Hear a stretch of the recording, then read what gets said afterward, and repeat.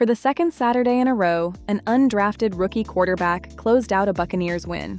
Jalon Daniels took over in the third quarter against Kansas City with Tampa Bay trailing and led 3 straight scoring drives, 9 of 14 for 71 yards, a 2-yard touchdown pass to tight end Co Kieft, a 46-yard field goal drive, and then the march that ended in Sean Tucker's 1-yard game winner in a 16-15 final at Raymond James Stadium, per Brianna Dix on the team's website.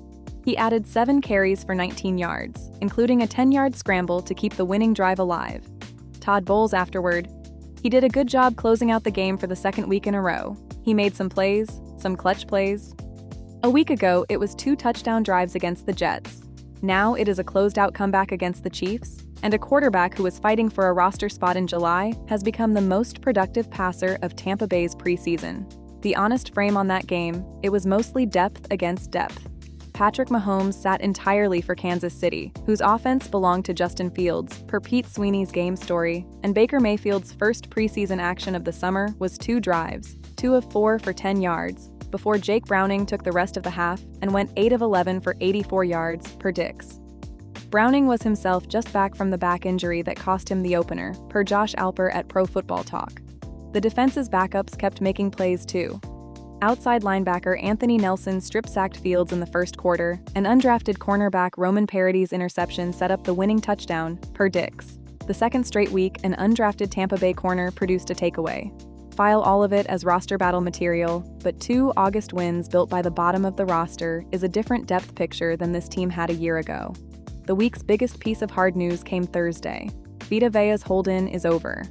The starting defensive tackle, who had been in the building but not practicing, a posture that spared him fines, per Teddy Ricketson at Yahoo Sports, agreed to a 1-year, $30 million extension that runs through the 2027 season, and he was on the field for that afternoon's practice, per Scott Smith on the team's website. The team's own announcement acknowledged a reported trade request at the beginning of the process, per Smith, which is how far this one had traveled before it landed. General Manager Jason Licht, in the release, "Vita is exactly the type of player and person we want to build around in Tampa Bay." Within 10 days, Tampa Bay ended extension talks with its quarterback until March and paid its defensive tackle now. 1 referendum deferred, 1 closed with cash. The practice fields produced their own stories. Left tackle Tristan Wirfs was in full pads Monday for the first time since straining a hamstring in the conditioning test at the start of camp.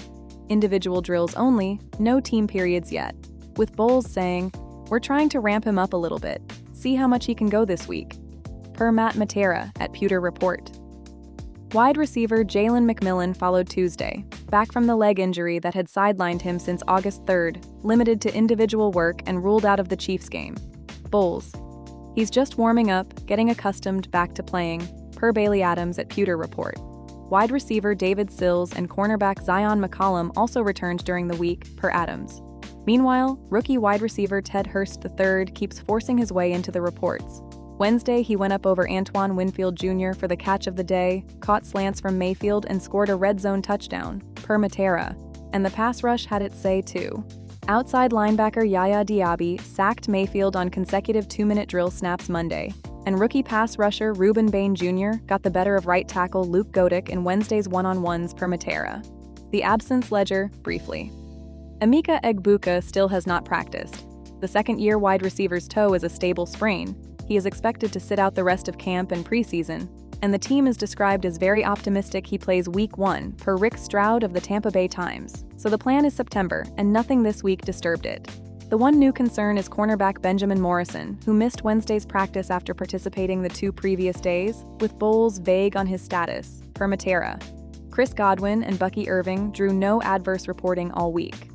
Back in July, we previewed this team as the favorite with no rebate. An earned 8-9 record the regression rules won't subsidize, a price that bets on health returning to the skill positions and on a 5th offensive coordinator in 5 years being a fix rather than churn.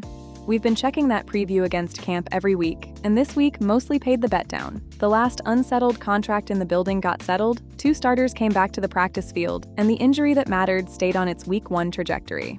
One more check before the season.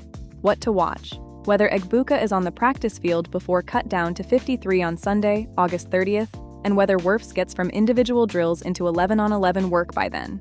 We'll check after cut day. Data via NFL Verse.